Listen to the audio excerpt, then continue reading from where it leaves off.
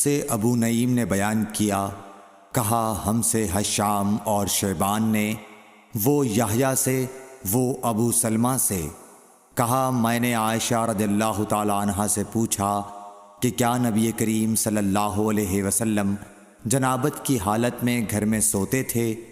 کہا ہاں، لیکن وضو کر لیتے تھے۔ صحیح بخاری حدیث نمبر 286۔ عمر بن خطاب رضی اللہ تعالی عنہ نے رسول اللہ صلی اللہ علیہ وسلم سے پوچھا کہ کیا ہم میں سے کوئی جنابت کی حالت میں سو سکتا ہے؟ فرمایا ہاں، وضو کر کے جنابت کی حالت میں بھی سو سکتے ہو۔ صحیح بخاری حدیث نمبر 287۔ حضرت عائشہ رضی اللہ تعالی عنہا نے فرمایا کہ نبی کریم صلی اللہ علیہ وسلم جب جنابت کی حالت میں ہوتے اور سونے کا ارادہ کرتے تو شرمگاہ کو دھو لیتے اور نماز کی طرح وضو کرتے۔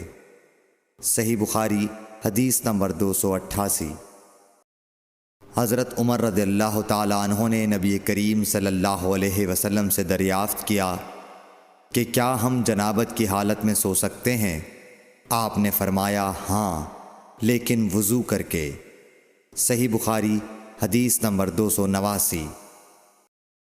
حضرت عمر رضی اللہ تعالی عنہ نے رسول اللہ صلی اللہ علیہ وسلم سے عرض کی کہ رات میں انہیں غسل کی ضرورت ہو جایا کرتی ہے۔ رسول اللہ صلی اللہ علیہ وسلم نے فرمایا کہ وضو کر لیا کر اور شرمگاہ کو دھو کر سو جا۔ صحیح بخاری حدیث نمبر 290۔